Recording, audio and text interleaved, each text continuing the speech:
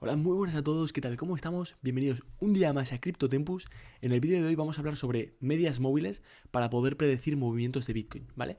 Entonces vamos a ello. Para quien no sepa qué son las medias móviles, es esto que se llama SMA, Simple Moving Average. Entonces lo que hace una media móvil, para entenderlo súper rápidamente, es coger X periodos, es decir, muchas velas, dividir el precio de cada vela de cierre, por ejemplo, y hacer una media. De tal forma que, por ejemplo, la media de 50 periodos móvil simplemente coge los 50 días pasados y hace una media del precio, quedando pues este dibujito en el gráfico, ¿vale? Entonces, ¿por qué son tan importantes las medias móviles?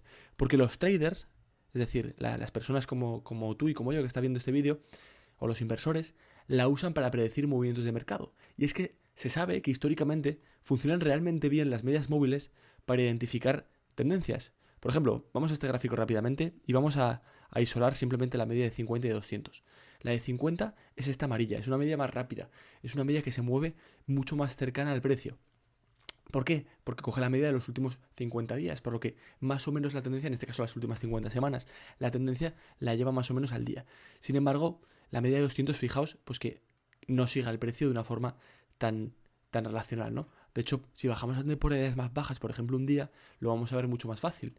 Y es que la media de 50, que es la amarilla, sigue mucho al precio, mientras que la naranja, que es la de 200, la relativiza, ¿no? Va como poquito a poco. Entonces, ¿por qué son importantes? Volvamos al tema.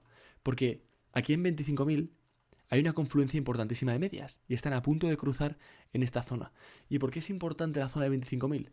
Porque si vamos al gráfico y tiramos aquí una línea de tendencia rápida, nos fijamos que el anterior alto más alto está aquí y que si rompemos la zona de esos 25.200 aprox, se podría decir que hemos roto una tendencia bajista.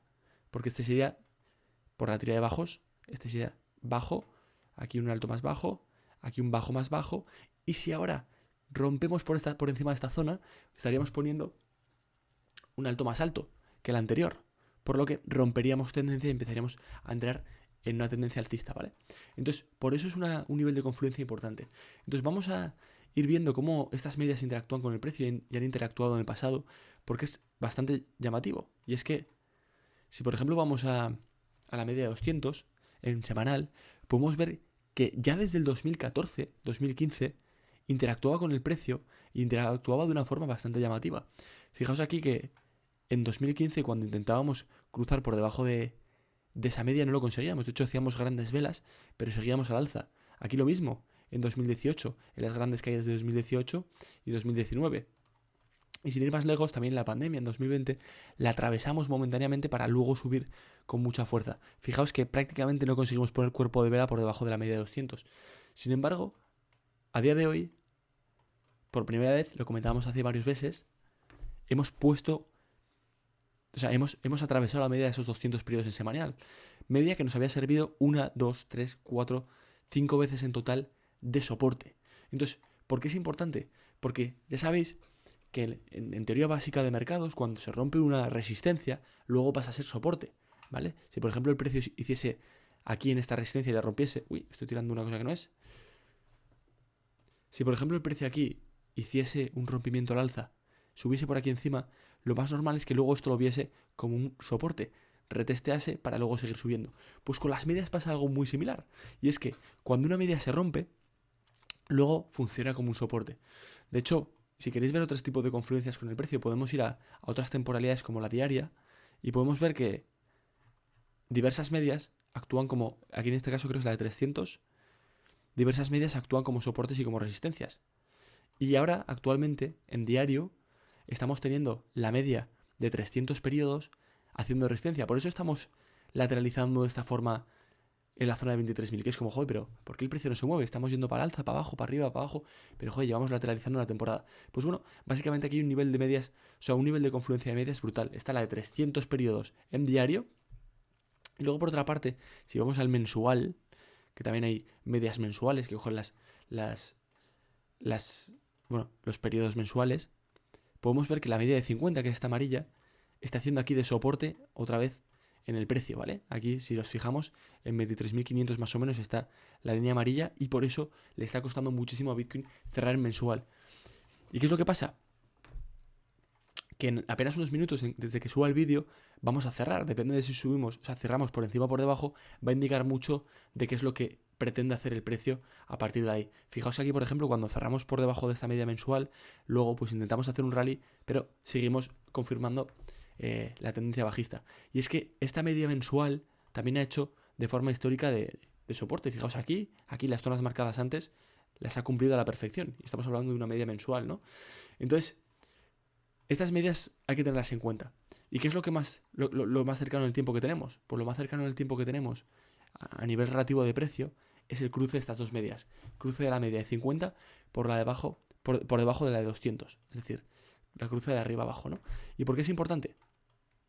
Porque esta media históricamente, como hemos visto, ha funcionado como soporte. E históricamente, en activos como por ejemplo, en mercados como el S&P 500, cuando se da un cruce de la media de 50 hacia abajo de la de 200, indica un momento de death cross, que se le llama, es decir, el cruce de la muerte. Y se llama esto porque es un indicador tremendamente bajista.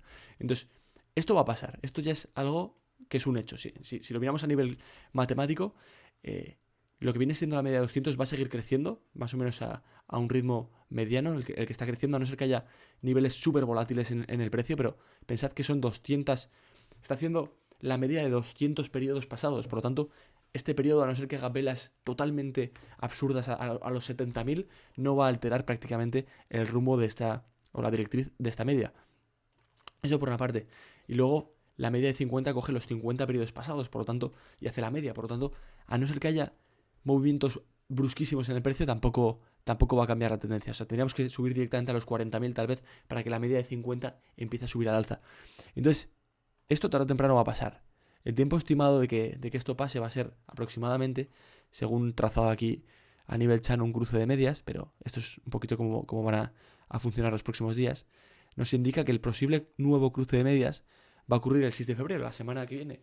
Y es que es interesante porque justamente mañana habla Jerome Powell, que es el chairman de la Fed, para hablar de los tipos de interés. Actualmente los tipos de interés son los que rigen a cuánto se presta el dinero en la economía y básicamente están a 4.5 y mañana se prevé que van a subir 25 puntos básicos, ¿no? 0,25 más, es decir, a 4,75. De hecho, el 99% del mercado dice eso.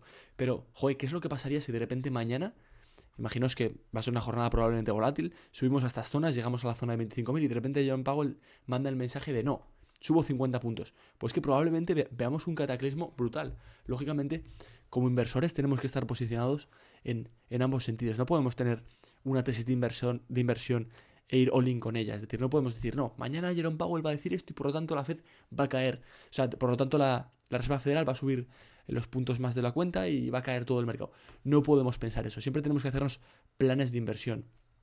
Mi plan actual ya sabéis cuál es. No es consejo de inversión, pero yo hasta la zona de 25.000 voy a seguir en cash y, o sea, digo en cash, con un 40% más o menos en Bitcoin, que compré, ya sabéis, en la zona de 16.000, 17.000, y a partir de ahí veré, a partir de ahí decidiré. Lógicamente, tampoco quiero pagar por ver, por lo tanto probablemente asegure algo de la posición ahora. Que luego igual viene Bitcoin y se va a los 30.000. Sabemos que ese escenario siempre es posible. Es un escenario que siempre tenemos que tener en cuenta que puede pasar. No obstante, por mucho que eso pueda pasar, tenemos que plantear ambos escenarios. Y por mucho que eso pueda pasar, yo prefiero ser conservador y decir, vale, prefiero una vez que sepamos que se ha esquivado la recesión, tal vez por encima de los 30.000 bitcoins, si es que llega en algún momento a ese precio en los próximos meses, pero prefiero saber que hemos esquivado totalmente la recesión y meter con confianza que meter ahora y saber que el día de mañana, si pasa parecido a lo que comentamos en el vídeo pasado del Nasdaq y la comparativa de Nasdaq, y acaba pasando lo que pasa en el Nasdaq, de repente ver unas caídas pues de otro 40-50%. Entonces es algo que no me gustaría nada ver, mucho menos experimentar con mi dinero, por eso sigo teniendo grandes reservas de efectivo. ¿Me puedo equivocar? Por supuesto que sí. De momento, ya sabéis que solo he hecho 2 grandes movimientos este año pasado. El movimiento que hice principal fue más o menos marzo, abril del 22, de hecho en la zona de 48.000 Bitcoin, justamente teniendo en cuenta esta media semanal de los 50 periodos y diaria, porque había una confluencia muy interesante de medias, y la media diaria y la media diaria, perdón, de 200, la naranja. Justamente teniendo en cuenta esa confluencia dije, salgo aquí. Y saqué toda mi posición en los 48.000.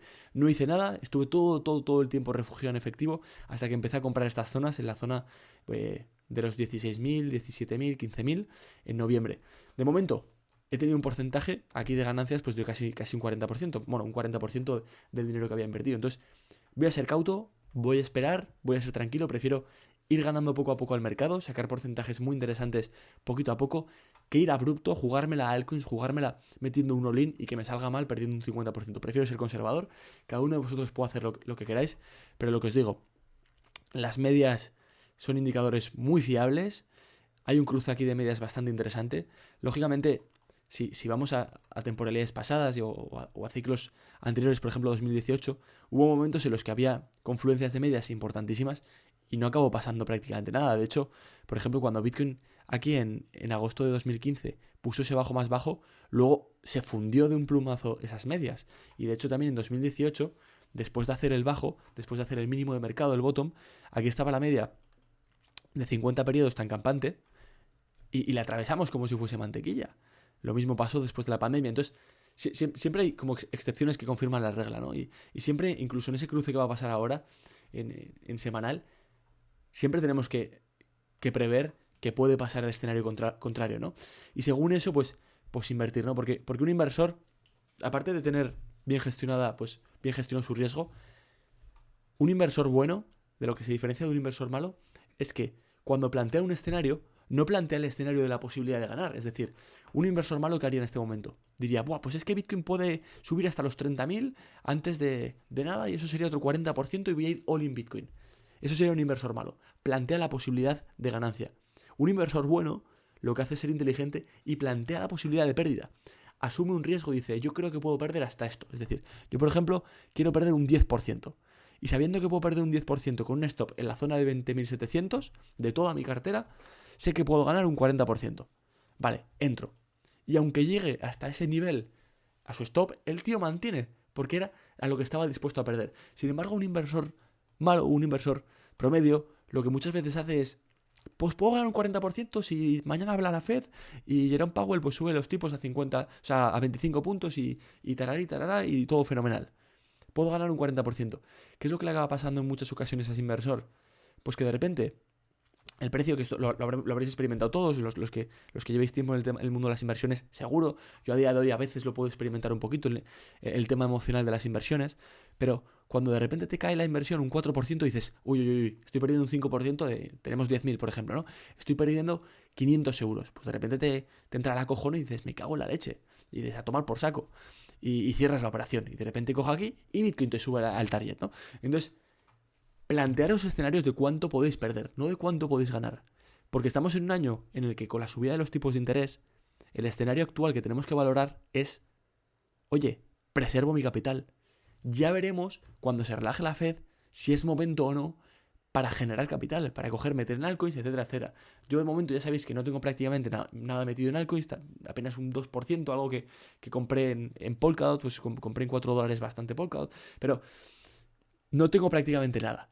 No tengo prácticamente nada de altcoins. Compré un poco de Helium, compré un poco de Ethereum, algunas, pero prácticamente nada para el global de la cartera. Casi todo de mi cartera está en cash, casi un 60%, y el resto está en Bitcoin. De momento lo voy a mantener así. Probablemente cierre algo de la posición.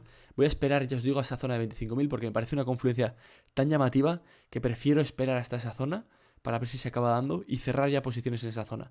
Que bajamos de la zona de los 21.000 a coger liquidez, esperaré un poquito. Que tocamos ya esta zona de los 20.700, me saldré al 100% a cash. Depende un poco del entorno macro, ¿no?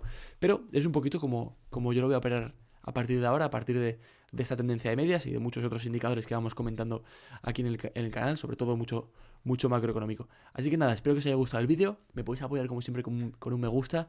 Sé que se sube un vídeo tardísimo, son las 12:30 aquí en España. Y nada, lo hago porque me he comprometido conmigo mismo a actualizaros casi diariamente o dentro de lo que quepa, aunque tenga el día súper liado, actualizaros todos los días porque quiero que tengáis un seguimiento y que podáis aprender de mi mano pues lo mejor que podáis inversiones. Dentro de lo que yo sé, que no soy un experto, llevo 6 años en el mundo de las criptos y todo lo que pueda enseñaros, pues oye, fenomenal. Así que nada, espero que me podáis apoyar con una suscripción, con un me gusta y si lo podéis compartir a gente que sepáis que le puede gustar el rollo, fenomenal. Así que nada, adiós.